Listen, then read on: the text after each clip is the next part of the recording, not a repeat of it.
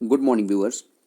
मैं Surendra Kumar the legal warriors channel पर आपका स्वागत करता हूं।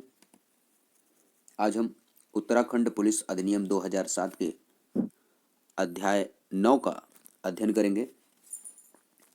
अध्याय 9 को हम पढ़ें उसके पहले कुछ इम्पोर्टेंट चीज़ें आपको बता देना चाहते हैं कि उत्तराखंड पुलिस अधिनियम पर हम लोगों ने कुल 12 वीडियो बनाया है। 12 10 वीडियो तो केवल इस पुलिस एक्ट के सारे सेक्शन पर डिपेंड करता है, पुलिस एक्ट के सारे सेक्शन को ही समाहित करता है। एक्स्ट्रा 2 वीडियो यानी भाग 11 और भाग 12। भाग 11 में सिर्फ हम उत्तराखंड पुलिस अधिनियम 2007 के इंडेक्स को तैयार करवाएंगे, जो विषय सूची है। इसको विस्तार में आपको तैयार करवाएंगे। और भाग 12 में MCQ रहेगा, 200 क्वेश्चन का MCQ। लास्ट में आपकी तैयारी का मूल्यांकन करने के लिए यह आखिरी वीडियो बनाया जाएगा। उम्मीद है यह सारे पार्ट्स आपको पसंद आएंगे। उत्तराखंड पुलिस अधिनियम का अध्याय 9, जिसका शीर्षक है कल्याण और शिकायतों का निवारण। कल्याण और शिकायतों का निवारण, यह अध्याय धारा 77 से 80 तक विस्तृत है। बहुत ही छोटा अध्याय है, लेकिन हम इसको विस्तार से पढ़ेंगे। इस अध्याय का पहला सेक्शन 77 क्या कहता है, आइए देखते हैं। 77 कह रहा है कि पुलिस अधिकारियों का कल्याण, वेलफेयर ऑफ पुलिस ऑफिसर्स। उपधारा 1 क्या कह रही है, देखते हैं। उपधारा 1 कह रहा है कि डीजीपी साहब अपने पर्यवेक्षण और नियंत्रण के अधीन पुलिस ऑफिसर और पुलिस पर्सोनल के लिए, पुलिस अधिकारियों और पुलिस कार्मिकों के लिए कल्याणकारी योजना के कार्यान्वयन के लिए उत्तरदायी होगा। कौन उत्तरदायी होगा? डीजीपी साहब।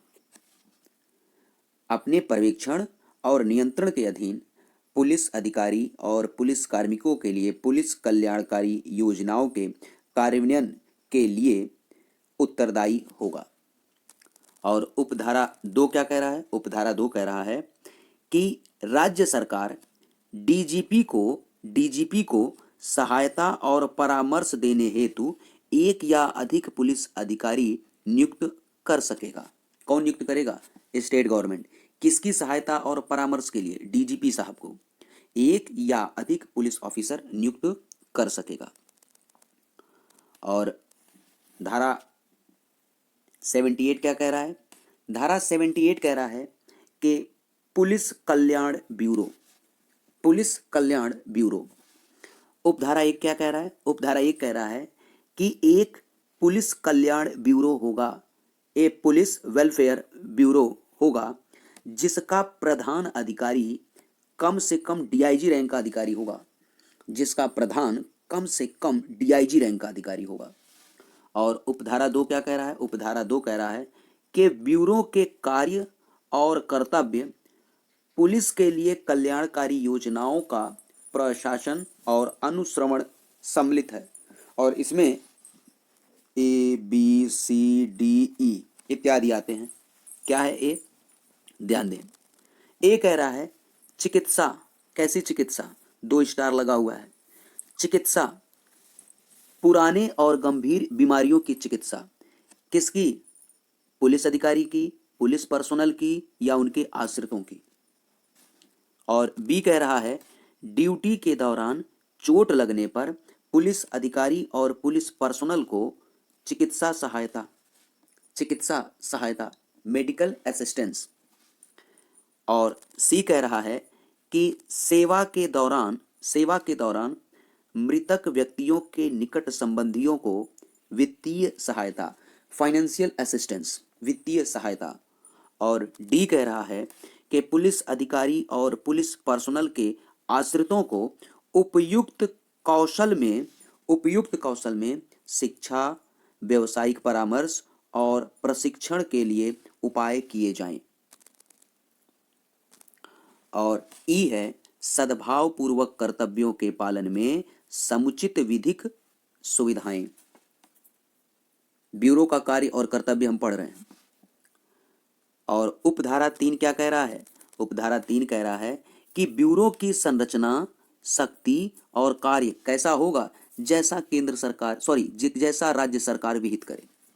जैसा राज्य सरकार विहित करे। फिर से, ब्यूरो की संरचना, शक्ति, कार्य कैसा होगा? जैसा स्टेट गवर्नमेंट विहित करे। और धारा 79 कह रहा है कि बीमा और जोखिम भत्ता। उपधारा 1 पर आते हैं। स्टेट गवर्नमेंट एक बीमा योजना विहित करेगी। स्टेट गवर्नमेंट एक बीमा योजना विहित करेगी। क्या करने के लिए? सभी पुलिस अधिकारियों के लिए। क्या? चोट लगने, अक्षमता या ड्यूटी के समय मृत्यु के लिए। हाँ, तो इसके लिए राज्य सरकार एक बीमा योजना विहित करेगी, प्रिस्क्राइब्ड करेगी। और उपधारा 2 क्या कह रहा है? उपधारा 2 कह रहा है कि स्टेट गवर्नमेंट जोखिम भत्ता भी विहित करेगी। जोखिम भत्ता भी विहित करेगी। इसलिए गंभीर जोखिम वाले विशेष इकाइयों में तैनात पुलिस ऑफिसर्स के लिए। ठीक है। और धारा 80 कह रहा है, धारा 80 देख लीजिए। धारा 80 क्या कह रहा है? धारा 80 कह रहा है शिकायत निवारण। शिकायत निवारण क्या है? शिकायत निवारण। उपधारा 1 कह रहा है कि डीजीपी साहब स्टेट गवर्नमेंट के अनुमोदन से एक संतोषजनक, पारदर्शी और सहभागिता वाला शिकायत निवारण तंत्र बनाएगा। कौन बनाएगा? डीजीपी साहब। फिर से देखें, डीजीपी साहब स्टेट गवर्नमेंट के अनुमोदन से एक संतोषजनक, पारदर्शी, सहभागिता वाला शिकायत निवारण तंत्र बनाएगा। और ध्यान से सुनिए, पुलिस पर्सनल की व्यक्तिगत और सामूहिक शिकायतों पर विचार करने के लिए। किस लिए बनाएगी?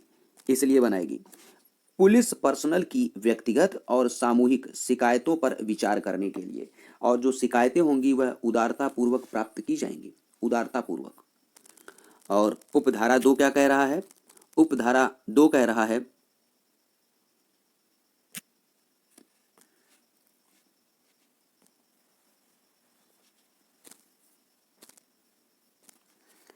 उपधारा 2 क्या कह रहा है? उपधारा 2 कह रहा है कि यह तंत्र व्यथित व्यक्ति को अपील का अधिकार सुनिश्चित करेगा यदि प्रथम बार शिकायत का निस्तारण से वह संतुष्ट नहीं है। फिर से, यह तंत्र व्यथित व्यक्ति को अपील का अधिकार सुनिश्चित करेगा यदि प्रथम बार शिकायत के निस्तारण से वह संतुष्ट नहीं है। बस अध्याय 9 यहीं पे समाप्त होता है। बहुत छोटा सा अध्याय था और इसको विस्तार में समझाने का हमने आपको प्रयास किया है। उम्मीद है आपको यह पसंद आएगा। अगर इस वीडियो को लेकर के कोई सुझाव हो, कोई प्रश्न हो, तो आप कमेंट करके पूछ सकते हैं और उसका संतोषजनक उत्तर आपको दिया जाएगा। धन्यवाद।